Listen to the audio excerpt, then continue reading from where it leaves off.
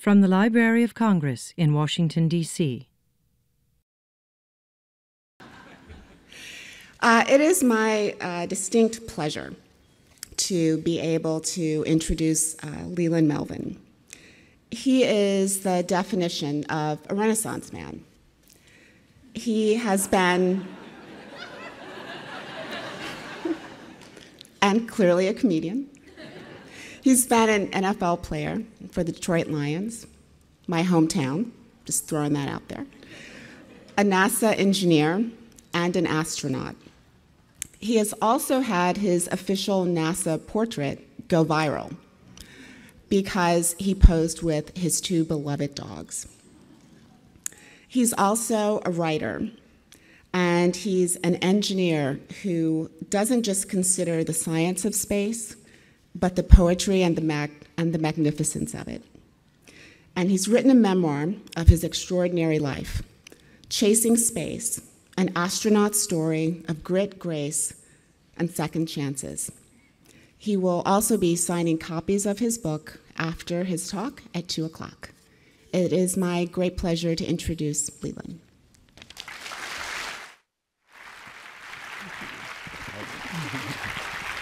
Thank you. Thank you, Robin. Thank you very much.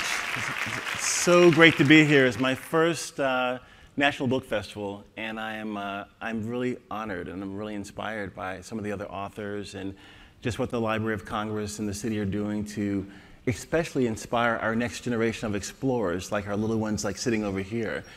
And my title is The Right Stuff is the Never Give Up Stuff because I've had a lot of setbacks throughout my life and journey, and I've always had someone, at least one person. I think this guy up in the front, Rudy King, he was one of those people that always had my back, always believed in me.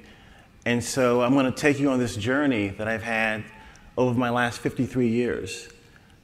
NFL, getting to space, things that I never would have imagined that I would have done coming from this small little town in Lynchburg, Virginia. So let's go on the journey. I think this is working. Houston, we have a problem. Okay. If you think about May of 1961, John F. Kennedy was petitioning Congress to send a human being. He said a man space program, but I always change it to human because when we say the language of a man space program, when I go into schools and I ask the kids who wants to be an astronaut and say man space program, none of the girls raise their hands. So the language is so important, so the human space program he was petitioning Congress for to send people to the moon and back safely in May of 1961. At the same time, Dr. Martin Luther King Jr. was going to the South to console the Freedom Riders that were getting bombed. We were having the most technologically advanced thing happening potentially in less than 10 years. And we're not even able to get our civil rights straight here in our country.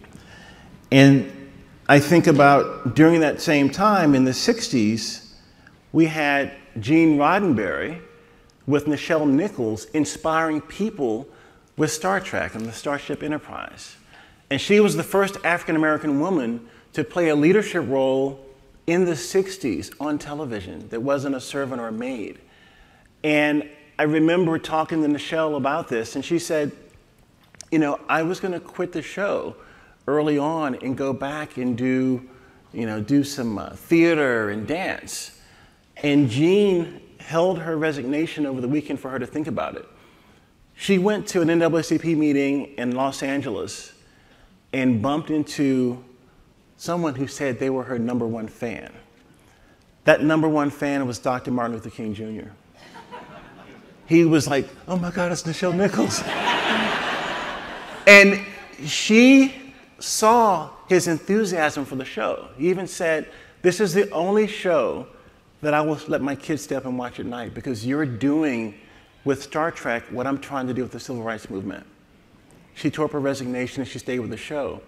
And NASA hired Nichelle to bring in the first women and minorities as astronauts. She was on a contract to do that.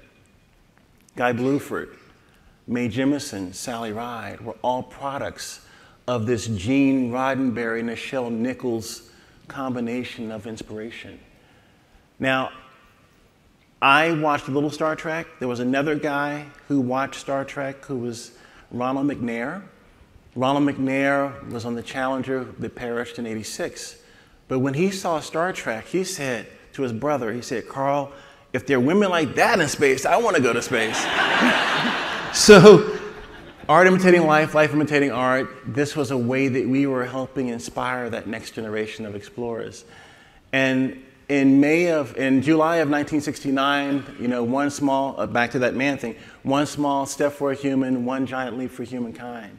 We were walking on the moon. I was 5 years old. And I remember seeing this grainy picture on the television. And I'll never forget, after that, kids were asking me, "Hey, do you want to be an astronaut?" I'm like, "No." I didn't see someone who looked like me. And they had these military guys with buzz cuts, and that wasn't me. And I grew up in a small town in Lynchburg, Virginia. I lived on Pierce Street. On Pierce Street, there was a doctor named Dr. Whirlwind Johnson, who was the first African-American doctor to integrate the local hospital where I was born. He was also, well, there's Neil, and then this is my sister and I on Pierce Street wearing my mother out, okay? We were always doing things to wear her out, okay? But here's Whirlwind Johnson on the right in both pictures, and he was a tennis coach, he was a doctor. He trained Arthur Ashe in Lynchburg. Arthur lived in Richmond, would come in the summers to Lynchburg, 5 blocks from where I lived, training Arthur Ashe. My dad always talked about Arthur Ashe and his character and his discipline and his athleticism. Brilliant man. Althea Gibson, similarly, brilliant, won every tournament known to humankind. I wanted to be Arthur Ashe. I still play tennis to this day because of the influence that he had on my life. And I think about this street, Pierce Street. When I was writing this book, Chasing Space, I went back and did a little research about the people that lived on Pierce Street that helped change my life. And I didn't even know it at the time. There was a gentleman named Chauncey Spencer, who was the son of poet Anne Spencer from the Harlem Renaissance, who lived 4 blocks down the street from where I lived. Chauncey wanted to be an aviator as a young kid, went to our airport, Lynchburg Airport, and went to take flying lessons. And they said, "We don't give flying lessons to your kind." He moved to Chicago to take lessons at Love Field from an African-American mechanic who could fly. And eventually, Chauncey and his buddy got in that Lincoln Page tail dragon airplane and flew to Washington and petitioned Harry S. Truman, at the time who was a congressman, to allow blacks to fly in the military. This is how the Tuskegee Airmen were born. Harry S. Truman raised $3 million to allow black aviators to fly. And so I think about Pierce Street, this street of inspiration, this street of Arthur Ashe inspired me to be a great tennis player and to have discipline and have character and empathy. And Chauncey Spencer, 1 block away from him, getting me set up to go to space. And how many other, we think about, Margot was here earlier talking about hidden figures. How many other figures have been hidden from us for so long that we could inspire our kids to believe and think that they could do these things? And literacy, this conference is about the American story. And literacy is such a big part of that American story. I think last night they said that 45 million people have less than a 5th grade reading level. And that means economic disadvantages because they can't read. And I think that all of you are here, especially with your kids, helping read to them like my mother did every night to me. The little engine that could, I think I can, I think I can. That was the mantra. Before I could even read, I was thinking, I can, I think I can. And then, Curious George, the very curious, adventurous little guy who would explore and get in trouble. And that was me. So I think I can believe that I can get in trouble. And I did, many times. But over the summers, my parents were middle school teachers. We went on these camping trips. My dad, when I asked him for a skateboard, he said, "We don't have the money for it." And this is when I became an engineer. He said, "Figure it out." a piece of wood, a machine shop, a paper route to get the wheels and trucks. I built a skateboard, something I wanted, and I realized what engineering was about. It wasn't until my dad drove this bread truck into our driveway that I understood what vision was about. He was a language arts teacher. He wasn't an engineer. He wasn't a scientist. But he, over this summer, convinced me that we weren't going into the bread business, because he did a lot of different odd jobs. This summer, we converted this bread truck that said Marita Bread and Rolls on the side into our camper. When we rewired the electrical system, I became an electrical engineer. When we built the bunk beds that flipped down inside, I was a mechanical engineer. When we plumbed the propane tank in the Coleman stove, I was a chemical engineer. But it wasn't until we painted the side of the van that I really saw this as our camper, because all I could see was Marita Bread and Rolls. And it even smelled like bread too. So. But these were all things setting me up for a life as a scientist and as an engineer. And when my mother gave me the non-OSHA certified, age-appropriate chemistry set, this is when I realized that I could be a scientist. And this is kind of how it played out. So here you go, son. Make sure you read the instructions, right? Yeah, right. Yeah, I read them. Haha, yeah. And the next thing I know, I mixed this concoction and blew up her living room, burned a hole in her carpet. She had a big hand in my development, you know. She came from downtown with that hand, you know. I didn't believe in corporal punishment then, I still don't, but my brain was activated. I knew that I could be a scientist. And I ended up being a chemistry major in college because of that intervention, because of that one intervention. So the engineering, the science, the music, the math, all these things helped me believe that I could do these things. The I think I can, the curiosity of Curious George were all things that set me on that path. Sports was very important. I played football, a little bit of football, you know. And by the way, Robin, I know Detroit's your home. I'm not a Lions fan because they cut me, so there's no allegiance to Detroit anymore, okay? But growing up playing football, it was, you know, fun. I had a good time. Tennis was my love. I had this one moment in my life as a senior in high school. Any football players in here? Any high school players? Any younger players? Got a football player over here. A wide receiver does what?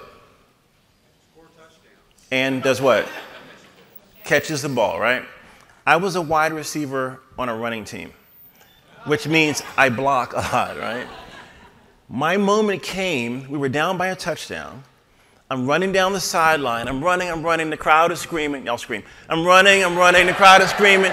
The ball is coming into my hands. I'm like gonna catch this ball and win the game. By a show of hands, how many of you think I caught the ball?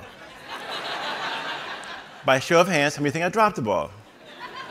By a show of hands, who doesn't really care? Okay, because a lot of you didn't raise your hands. I dropped the touchdown pass in my hands in the end zone. Homecoming game, all my friends were there. My family was there. I felt like I was about this big. Walked to the sideline, my coach, Jimmy Green, grabbed me by the face mask. I was waiting to be like ejected onto the bench. And he said to me, I believe in you.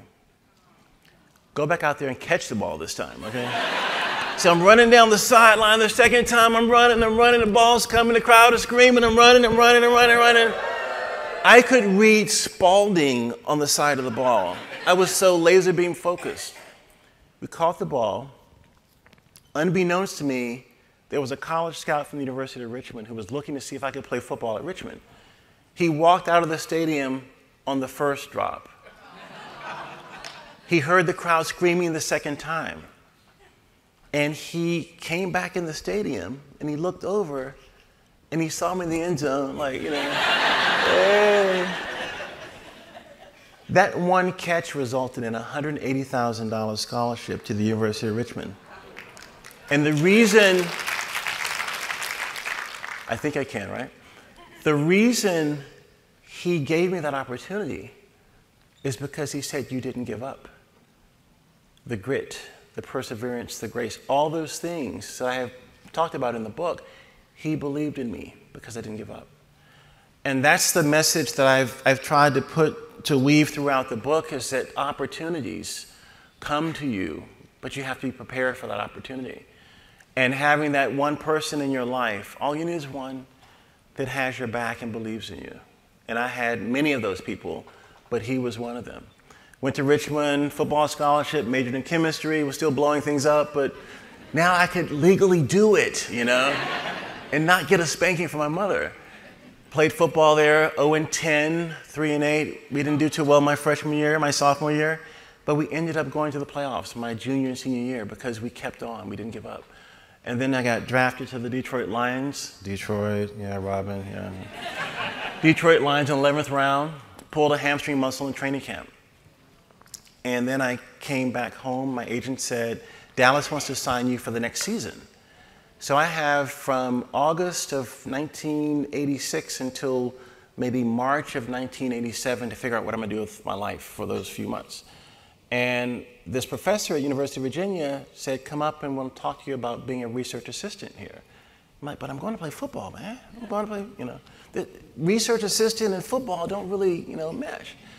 I go up there, I start working for him as a research assistant, and then when the January semester started for material science engineering, I enrolled, knowing I would be leaving in 3 months. And I went to UVA, started the program, and then they videotaped the courses. VHS. Old school, right? So by day I'm catching footballs for America's team. I mean, they cut me too, so I don't, you know, we're in Redskin territory, right? But, and I was playing football and watching material science engineering. And when I pulled my hamstring for the second time, it was the end of my football career.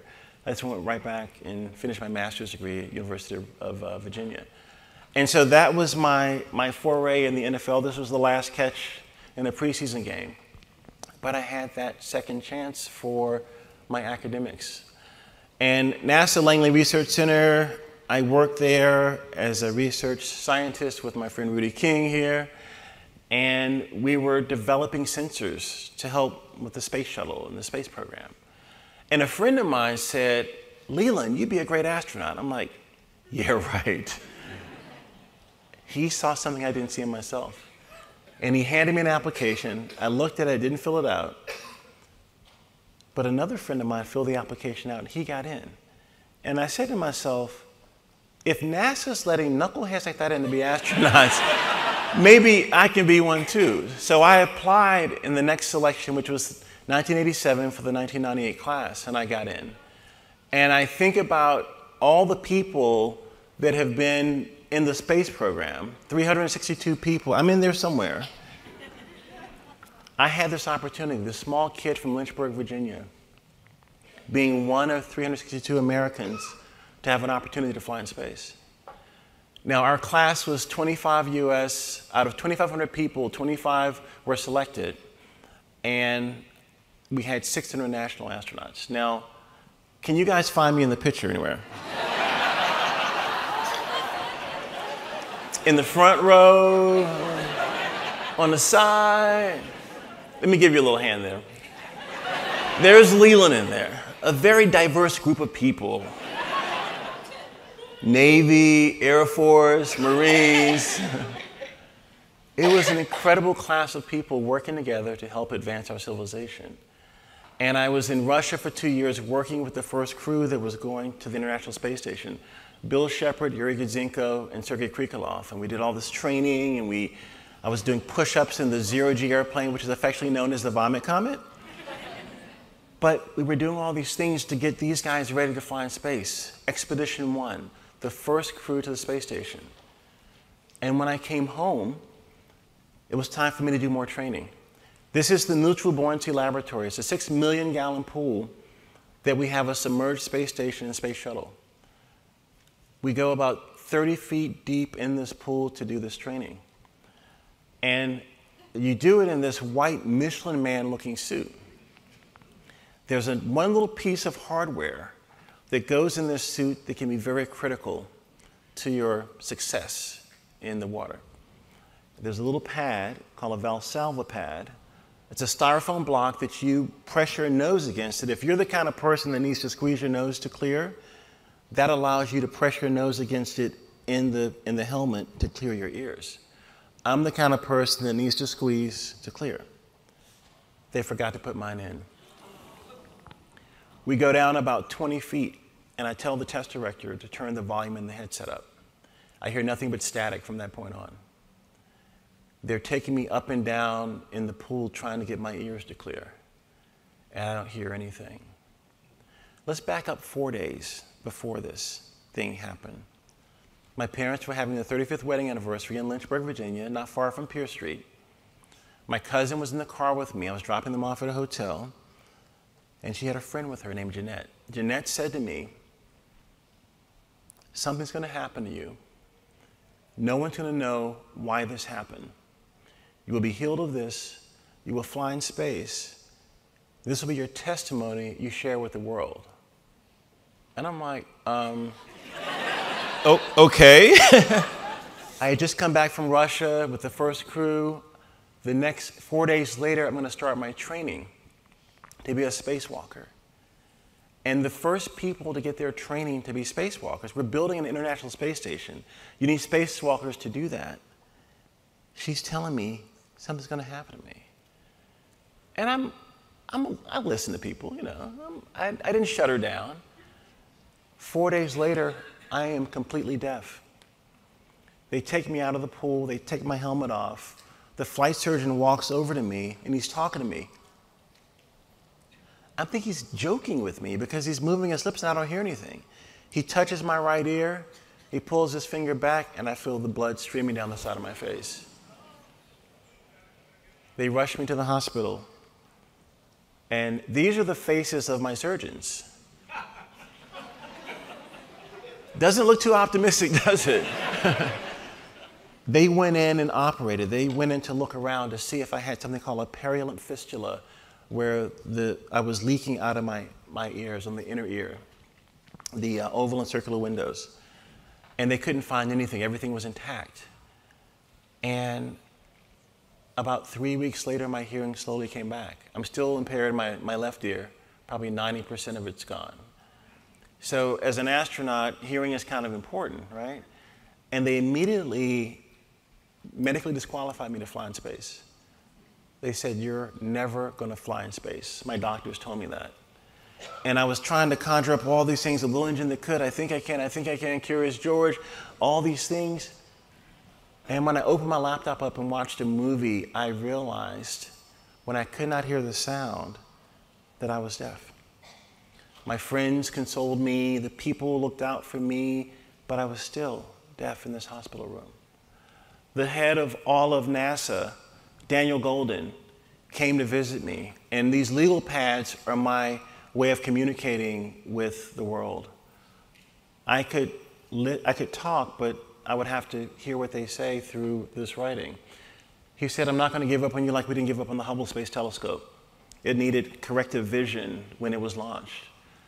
And he wrote me this long letter about the Hubble's first image it took was this Eagle's Nest Nebula, 7,000 light years from Earth, 1 light year in length.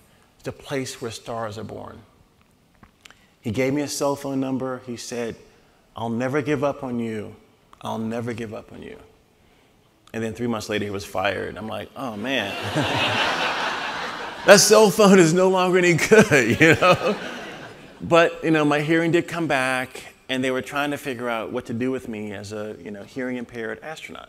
So I came up to Washington, D.C. to work in education. And we started this program in 2003 called the Educator Program, where we were going to let students nominate their teachers to become astronauts. And we actually hired 3 teachers that have flown in space and done spacewalks and done all these things. But I wasn't going to fly because I was medically disqualified. And around that same time, February 1st, 2003, we lost Space Shuttle Columbia. Many of you remember this, and you know exactly where you were when it broke up over the Texas sky. I went to David Brown, who's the gentleman in the top left corner. He was a military test pilot. He was a medical doctor. He was the doctor that was actually doing the investigation on me for my hearing. and he perished. We were going to do a photo shoot when he got back home. He never made it back.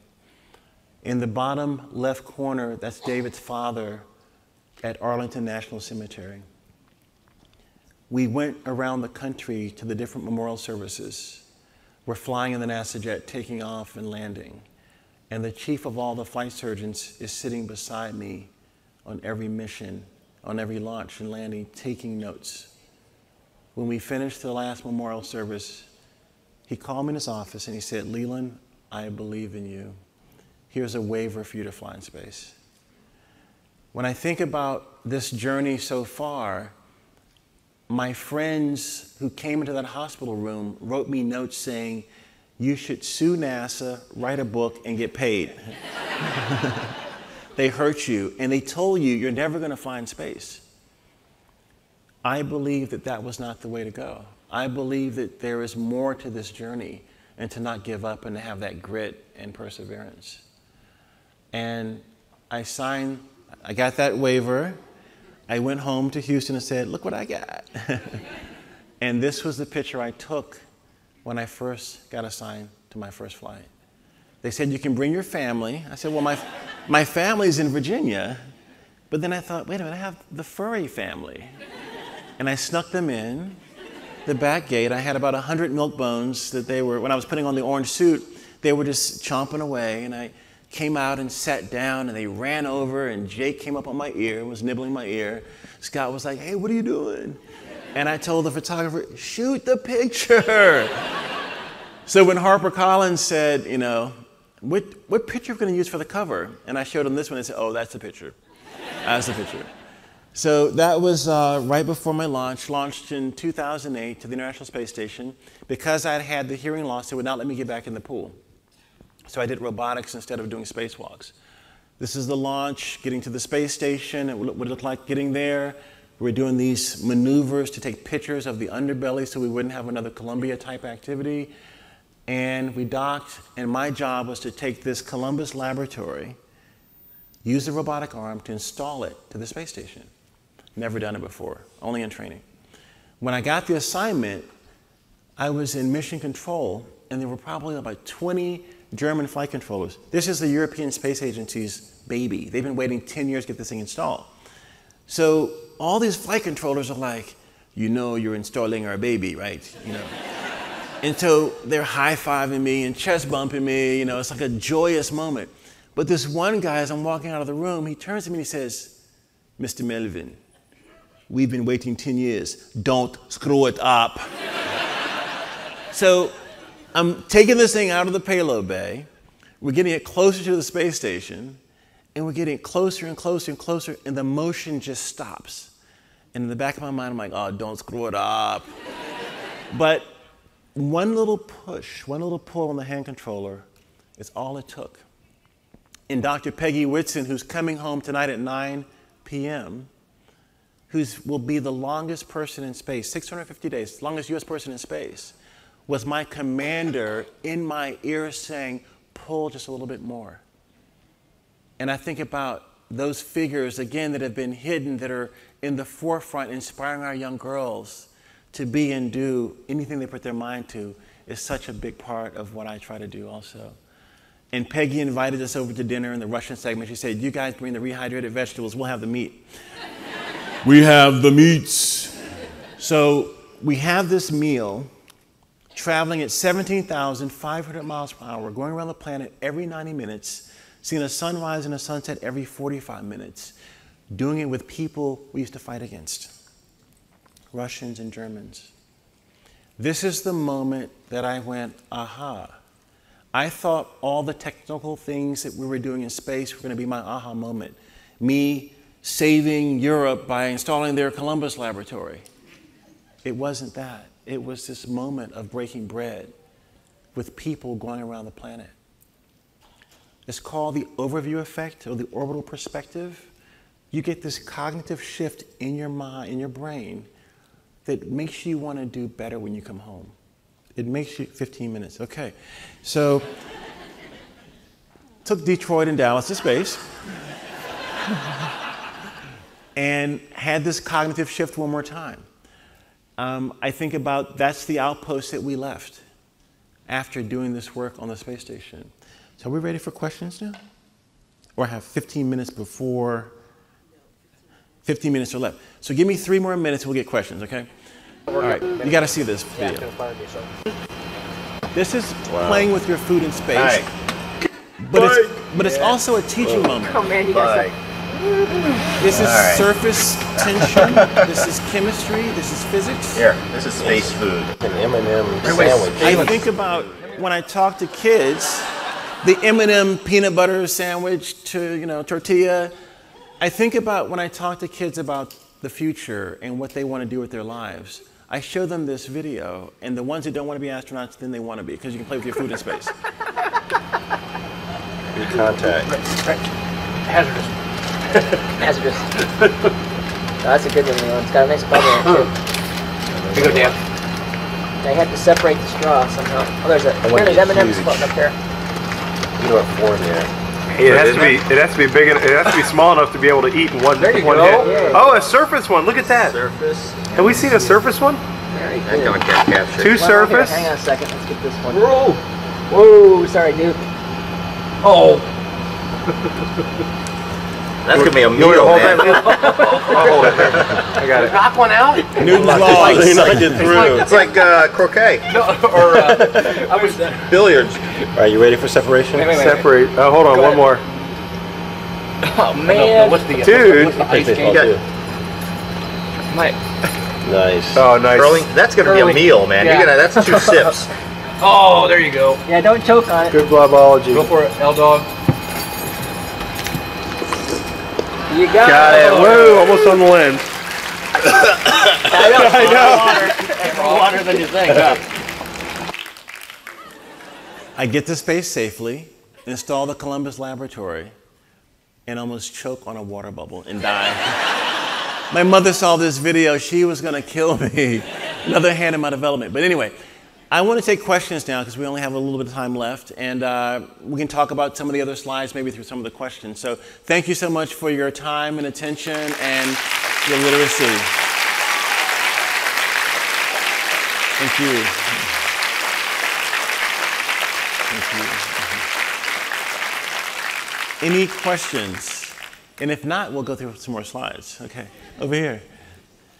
Thank you very much for your talk. Thank you. I was wondering, as someone who's both an NFL player and a scientist, in light of all of the recent literature about brain injury with football, how has that changed, or maybe not, your support of football, and whether you encourage and or discourage young people from playing the sport? It's a very good question. I never had a concussion. I was always able to kind of like deflect the blow and get away, and I didn't really spear as a child, I am concerned about what's happening now. I know John Urchel, who played with the Ravens, he's getting his PhD at MIT, and he realized that during his play, he can't do math the same way that he was doing before. I know the NFL is this money-making machine and all these things, and I'm torn. I love football, I love playing, I love the competition and all those things, but we have to think first of the importance of having a functioning, solid brain to do other things like education and so forth. So I'm kind of torn, because it was something that I did for a long time in my life, and I was passionate about it, but at the same time, there are more important things like communicating with your children and inspiring the next generation. And if you can't do that because you are impaired in some way, it's not a good thing. Okay, good question.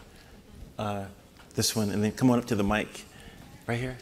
So like for your the shirt. record, Nice shirt. thanks. It was intentional. I definitely had it in mind. For the record, I'm a diver, and I am one of those people who can just go. Yep, Like that. that's all it takes. Show off. But I've always been a really big, I say space nerd. But I was in a science class my freshman year of college, and I was told by a TA that I asked too many questions and I'd never succeed in college science. And I graduated with a degree in political science, and I taught myself the physics of space-time so that I could Awesome. explain gravitational waves. But I have a BA in political science. How do I get back into, how does somebody who ends up out of the sciences or whatever get back into that as a career, whether that's going back to school, or are there other professional opportunities within an organization like NASA for somebody like me? So last night I listened to Reshma from Girls That Code, who's written many books about, empowerment for women coding. And I think about, she talked about a young girl who developed an app that was helping people take SATs and do these things. Most jobs that you get, your college degree gets you in that first job. The second or third or fourth job is usually the experience that you have. So if you go out and use your self-taught knowledge about space and astronomy and these things, to do something that you can then empower yourself to hire other people in this particular job. And I think it's really just going for it. And people that write apps and write codes make considerable amount of money with a very small investment on the front end. So it's figuring out how to do that with the knowledge that you have, that someone's not going to need to see a transcript or a degree in that particular field, because the knowledge is the power. It's not the degree. The parchment paper means nothing. It's what you have in your head. So it's demonstrating to someone that you have those skills, that you can do that particular job. Thanks. Yeah. Okay. So you've played in the NFL, you've been an astronaut, you've written a book. What's your next big dream? Where do you go from here? I'd like to hear. Next big dream. I think the biggest dream for me is to make sure that every kid, no matter what zip code in this country, in the world, knows that they can have the Curious George moment and knows that they can have the little engine that could moment. And so I'm working with a group of international astronauts to help everyone see this perspective from space and to have this belief in themselves that they can do or be anything they put their mind to. Zip codes are the things that are keeping people from access to college because of a number of reasons. And the visibility of people like myself and like Rudy and others, that kids in some communities don't even know that they can do these things. Don't even know about the opportunities. And so that's the part to let Chasing Space with the Young Readers Edition, let them do the experiments in the back of the book and say, I'm an engineer, like I did with my mom's chemistry set, and believe that they can do it and be it. That's my mission. And the arts are such a big, so I'm a STEAM advocate because we promote STEM, and then people that are doing the arts feel like they're second-class citizens. But everything we do in science and technology and engineering and mathematics is creativity. And when I was in space, Quincy Jones said to me, he said, math and music are the two true absolutes that use both the right and left side of the brain. If you know math, you really know music, and vice versa. And so we have to tear down this boundary thing of, you can be one or the other. You can really be all of what you want to do and reinvent yourself, do anything. So thank you for teaching, by the way. Yes, sir. What was your favorite thing about going to space? The favorite thing about going to space, it wasn't the bathroom, okay? And I have a story about that later if you want to. It's really hard to go to the bathroom in space.